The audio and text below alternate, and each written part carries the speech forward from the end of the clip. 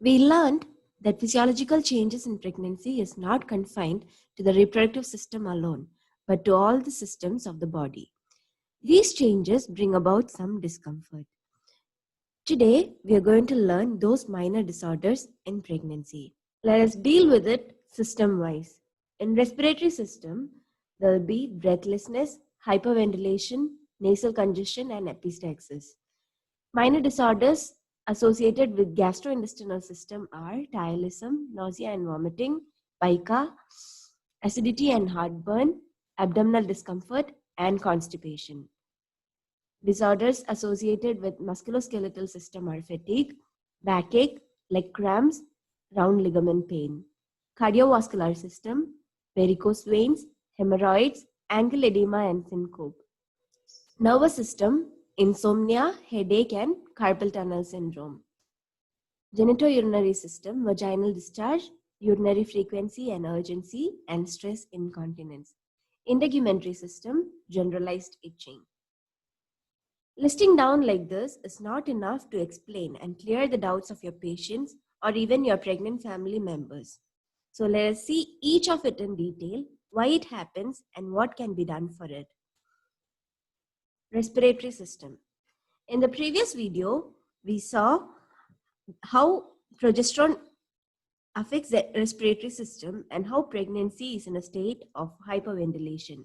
It is the same reason behind breathlessness in pregnancy. Also, in the later weeks, the enlarged uterus pushed the diaphragm upward into the thoracic cavity, causing breathlessness. There is no specific management as such. Reclining position while sleeping expands the thoracic cavity, which helps normal breathing. We assure the patient that the problem will subside after delivery and it is not a cause of concern. Increase in blood volume in pregnancy and increased vascularity over the nasal mucosa cause hyperemia and edema of the mucal surface. This causes nasal congestion and sometimes nasal bleeding. In case of nasal bleed, ask the patient not to panic. Just sit down and pinch the nose for 10 to 15 minutes and lean forward, breathing in through the mouth and breathing out through the nose. This helps the residual blood to come out through the nose and prevent it from going into the trachea. That's all about respiratory system. Let's move on to the gastrointestinal system. Excessive salivation is termed as thialism. The cause for thialism is not unknown. Since it's self-limiting without any adverse effects, it's not a major cause of concern. Use of chewing gums may help to some extent. Nausea and vomiting, especially in the morning, is common in primigravidae, usually seen in the first 10 weeks of pregnancy. It is caused due to high HCG levels, and simple dietary changes can manage nausea and vomiting. Avoid too much of spice and oil. Dry foods like biscuits and wafers will prevent nausea. Encourage to take small meals at frequent intervals and ensure adequate water intake. Stay away from strong and unpleasant smells. Start medicines only when necessary. Hospitalization is needed only in severe cases for the correction of fluid and electrolyte imbalance. Pica is this craving for certain food or unusual substances. Though changes in metabolism can contribute to the cause of pica, the actual cause is unknown. Medical help should be sought if the substance craved for is harmful for the mother or the baby. We know during pregnancy, progesterone causes diminished motility and muscle tone of the GI tract, which in turn delays the gastric emptying. Also, the cardiac sphincter is relaxed. Plus, the stomach and duodenum is pushed upward by the enlarged uterus. All these together cause reflux of food from stomach back into the esophagus, causing acidity and heartburn. To prevent it, overeating should be avoided. Advise not to lie down immediately after meals and maintain semi-reclined position while sleeping. Antacids can be used in severe cases. Abdominal discomfort is common during pregnancy. It is mainly caused by the pressure and weight of the gravid uterus. It can also be caused by the other gastrointestinal changes in pregnancy, which in turn cause distension and bloating. This discomfort can be relieved by rest and dietary modifications discussed earlier. Constipation is very common during pregnancy due to the atonicity of the gut, also the pressure of gravid uterus on the colon causing obstruction. Constipation can be relieved by proper hydration, use of laxatives, and physical activity. Those are the minor disorders in the gastrointestinal system. Let us move on to the musculoskeletal system. Fatigue and tiredness is common, especially in the last trimester. It can be due to the altered posture and extra weight carried. Frequent rest is recommended. In severe cases, any underlying pathology should be ruled out and treated. Backache is caused by hyperlordosis, laxity of the pelvic joints, weight gain, and the anterior tilt of pelvis. It can be aggravated by maintaining a bad posture, use of high-heeled shoes, muscle spasm, UTI, and constipation. Backache can be prevented by avoiding excessive weight gain during pregnancy, maintaining a good posture, and avoiding high-heeled shoes. A back massage, hot fermentation, and sleeping on firm mattress can relieve backache.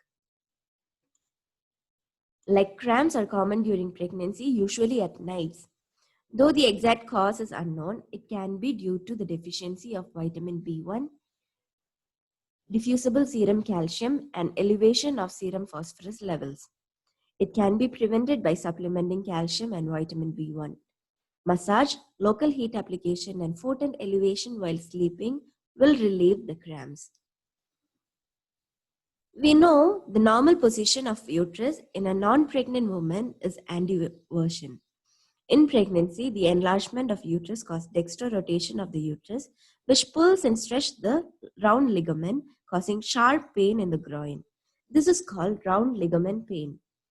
It can be relieved by local heat application and advise the patient to avoid sudden movements that may aggravate the pain. Analgesics are rarely needed. By this, we are done with the musculoskeletal system. Cardiovascular system. Varicose veins are usually seen on legs. It is common in the later months. The weight and pressure of the pregnant uterus on the veins obstruct the venous return and cause pooling of blood. It can be managed by massage, limb elevation, and use of elastic crepe bandage. Medical and surgical correction of varicose veins is not usually recommended in pregnancy. Straining at stools lead to hemorrhoids, which cause considerable discomfort and in severe cases cause bleeding or prolapse. Laxatives can be used to prevent constipation and avoid straining at stools. Treatment can be postponed till delivery and the condition improves by itself. Sitz bath, rectal ointments, and suppositories can be used as needed after delivery. Angle edema develops in late pregnancy due to water retention and increased venous pressure, causing pooling of blood on the legs. Treatment is not required. Resting and limb elevation helps subside the edema. Crepe bandage or compression socks can be used. It can be prevented to some extent by restricting excessive salt intake. Diuretics are not recommended in pregnancy. Syncope. Dizziness or lightheadedness on prolonged standing or on sudden position change is caused by pooling of blood in the lower extremities and compression of pelvic veins by the gravid uterus. Dehydration, hypoglycemia, and overexertion can be the other causes. It resolves rapidly on lying in the left lateral position as it enhances venous return. Recurrent syncope needs cardiologic evaluation. That's all about the cardiovascular system. Let's move on to the nervous system.